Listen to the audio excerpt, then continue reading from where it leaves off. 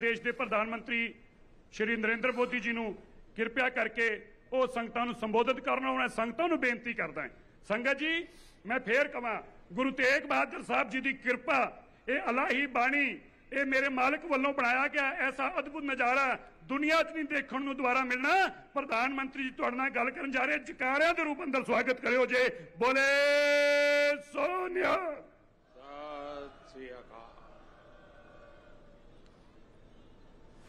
वाहेगुरु जी का खालसा वाहेगुरु जी की फतह। मंचस्थ सभी महानुभाव, इस कार्यक्रम में उपस्थित सभी देवियों और सज्जनों और वर्चुअली दुनिया भर से जुड़े हुए सभी महानुभाव, गुरु तेग बहादुर साहब के 400वें प्रकाश पर्व को समर्पित इस भव्य आयोजन में मैं आप सभी का हृदय से स्वागत करता हूं। अभी शब्द कीर्तन सुनकर जो शांति मिली वो शब्दों में अभिव्यक्त करना मुश्किल है। आज मुझे गुरु को समर्पित स्मारक डाक टिकट और सिक्के के विमोचन का भी सौभाग्य मिला है। मैं इसे हमारे गुरुओं की विशेष कृपा मानता हूं। इसके पहले 2019 में हमें गुरु नानक देव जी का 550वां प्रकाश पर्व और 2017 में गुरु गोविंद सिंह जी का 350वां प्रकाश पर्व मनाने का भी सौभाग्य मिला था। मुझे खुशी है कि आज हमारा देश पूरी निष्ठा के साथ हमारे गुरुओं के आदर्शों पर आगे बढ़ रहा है। मैं इस पुण्य अवसर पर सभी 10 गुरुओं के चरणों में आदरपूर्वक नमन करता हूं।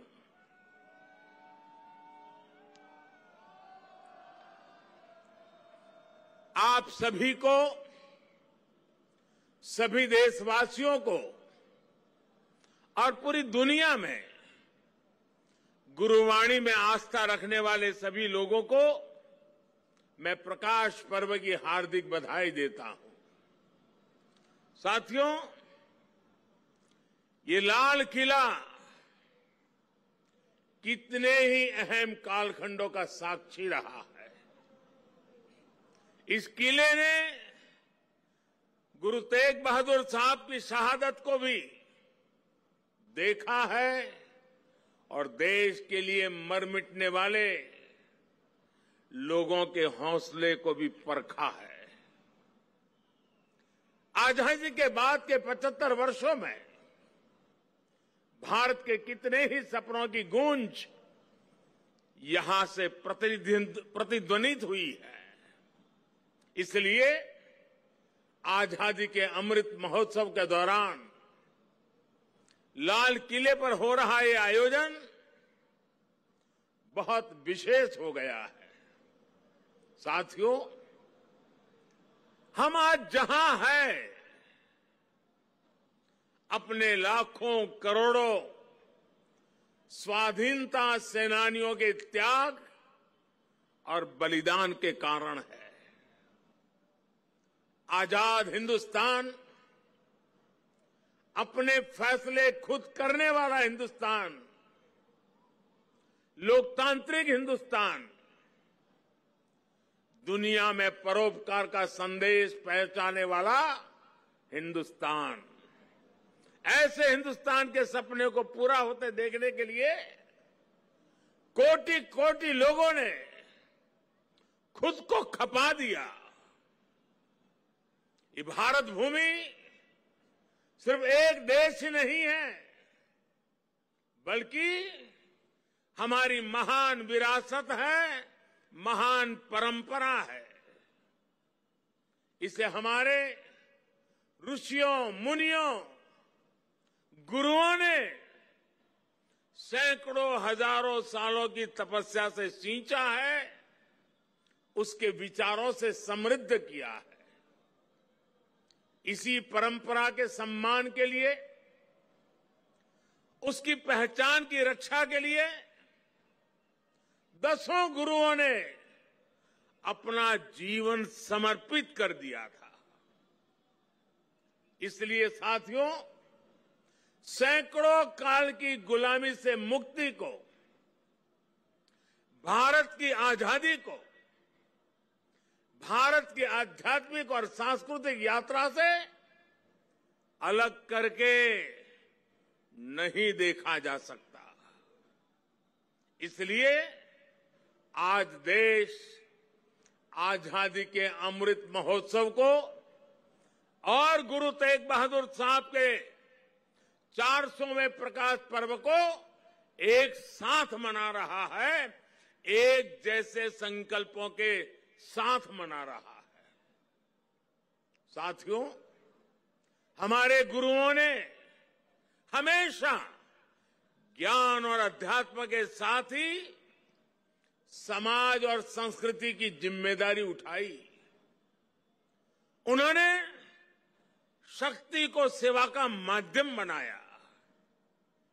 जब गुरु तेग बहादुर साहब का जन्म हुआ था तो गुरु पिता ने कहा था, दिन रक्ष संकट हरण, दिन रक्ष संकट हरण, यानी ये बालक एक महान आत्मा है, ये दिन दुखियों की रक्षा करने वाला, संकट को हरने वाला है।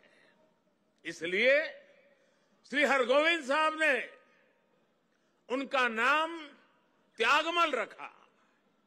यही त्याग गुरु तेग बहादुर साहब ने अपने जीवन में चरितार्थ भी करके दिखाया।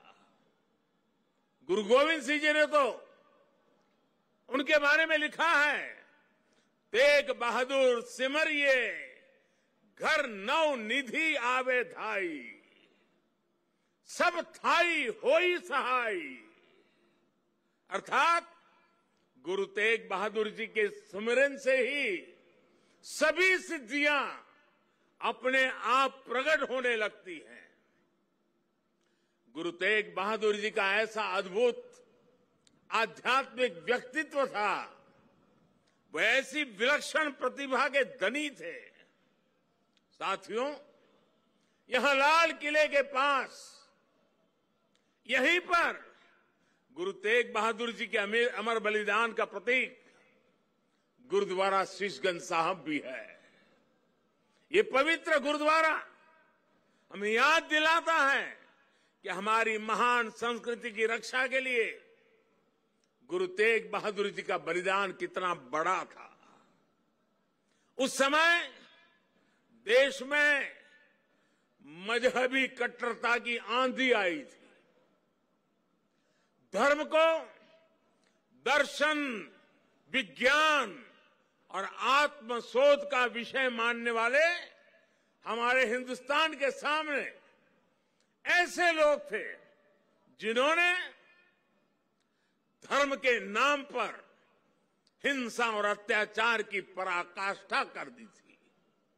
उस समय भारत को अपनी पहचान बचाने के लिए एक बड़ी उम्मीद गुरु तेग बहादुर साहब के रूप में दिखी थी।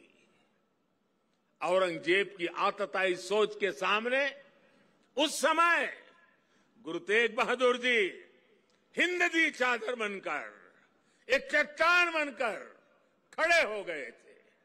इतिहास गवाह है कि वर्तमान समय गवाह है और ये लाल किला भी गवाह है कि औरंगजेब और उसके जैसे अत्याचारियों ने भले ही अनेकों सिरों को धड़ से अलग करा, लेकिन हमारी आस्था को वो हमसे अलग नहीं कर सका। गुरु तेग बहादुर जी के बलिदान ने भारत की अनेकों पीढ़ियों को अपनी संस्कृति की मर्यादा की रक्षा के लिए, उसके मान सम्मान के लिए जीने और मर मिट जाने की प्रेरणा दी है। बड़ी बड़ी सत्ताएं मिट गई, बड़े बड़े तूफान शांत हो गए, लेकिन भारत आज भी अमर खड़ा है।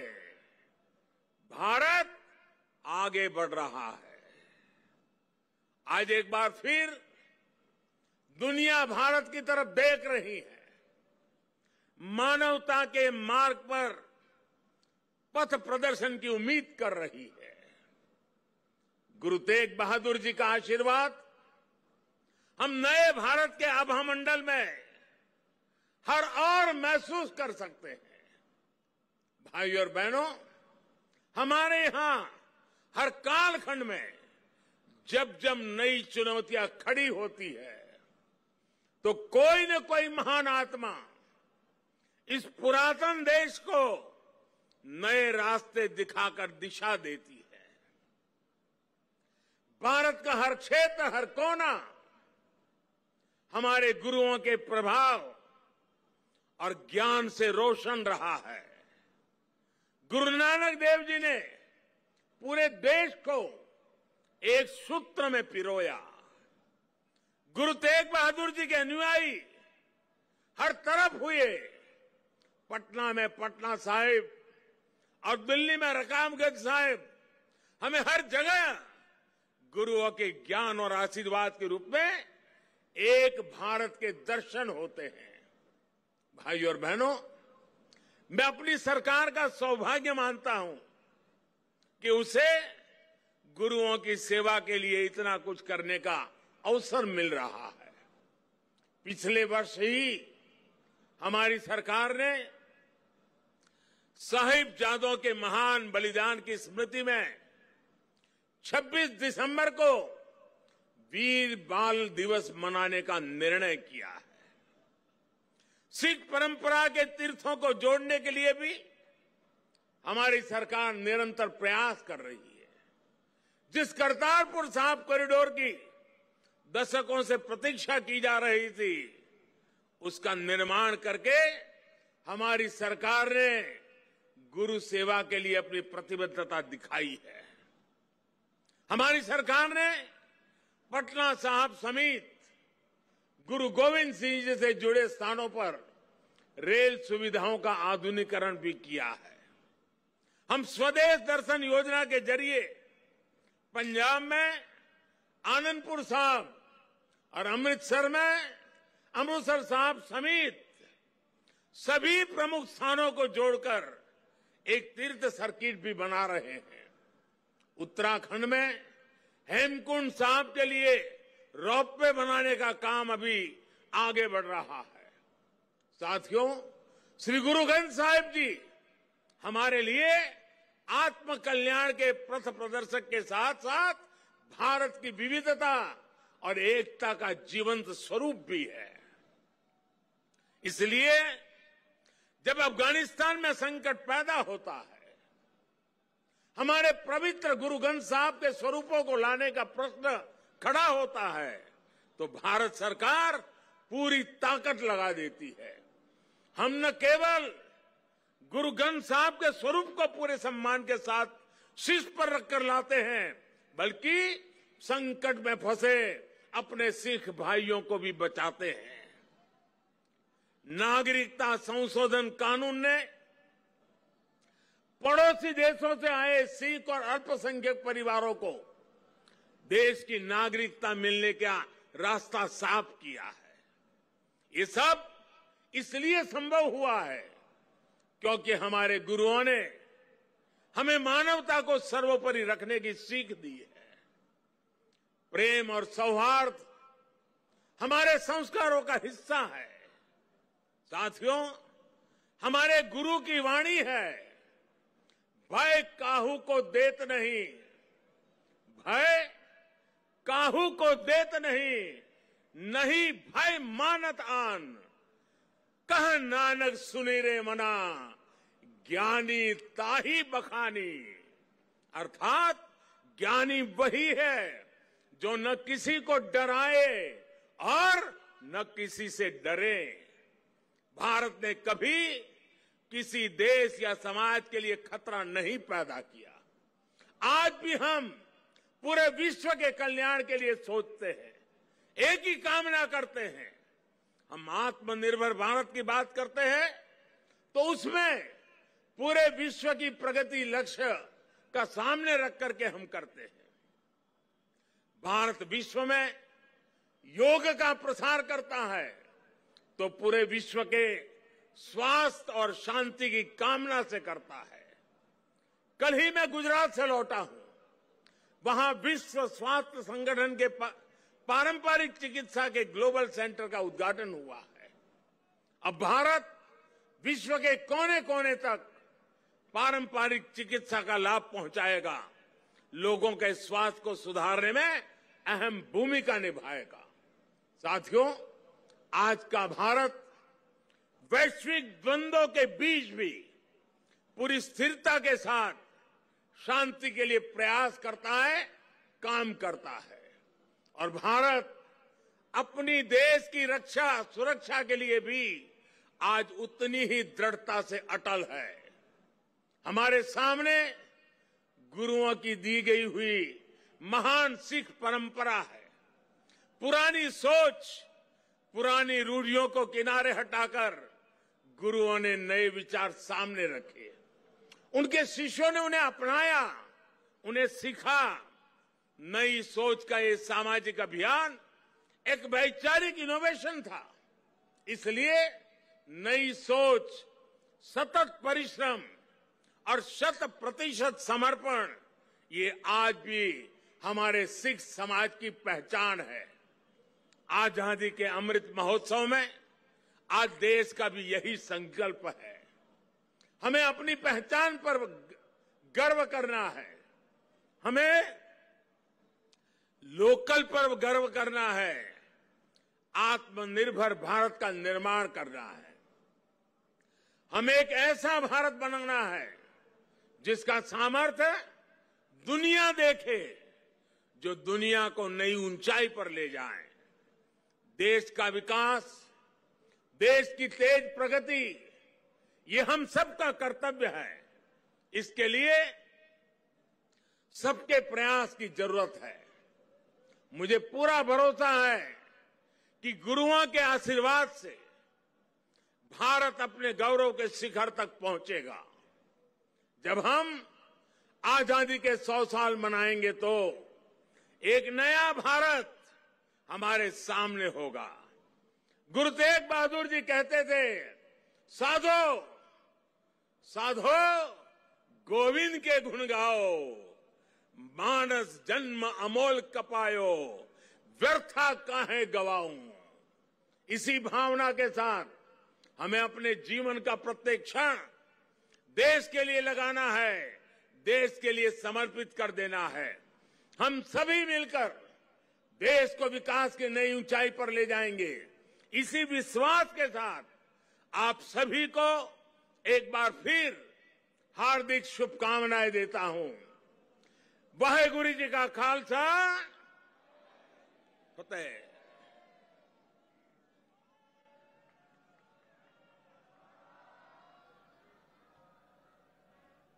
बोले। तो गुरु तेग बहादुर को याद करते हुए प्रधानमंत्री का वो भाषण जो देश के नाम रहा।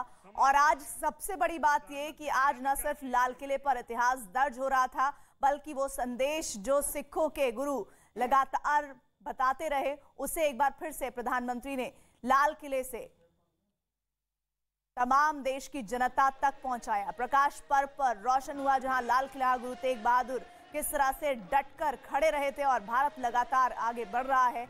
इन दोनों भारत को आज बताते हुए प्रधानमंत्री और बताते हुए कि किस तरह से सिखों के गुरु का एक बड़ा योगदान भारत के निर्माण में रहा है। 400वां प्रकाश पर्व और इस मौके पर लाल किले में ये भव्य कार्यक्रम आयोजित हुआ और प्रधानमंत्री ने किस तरह से सिखों के इन गुरु के बारे में तमाम बातों को एक बार फिर से जग जाहिर किया, जिसको न सिर्फ सिख जानते हैं बल्कि उनकी गाथाएं तमाम किताबों में, इतिहास के पन्नों में दर्ज हैं। और इस भव्य कार्यक्रम को आयोजित करने के लिए कई दिनों से तैयारियां चल रही थी। 2 दिनों का ये कार्यक्रम था। प्रधानमंत्री नमन करते हुए 400वां प्रकाश पर्व, इस अवसर पर डाक टिकट जारी किया गया, सिक्का जारी किया गया और देश को प्रकाश पर्व की प्रधानमंत्री ने बधाई दी और सिखों के गुरु को याद किया।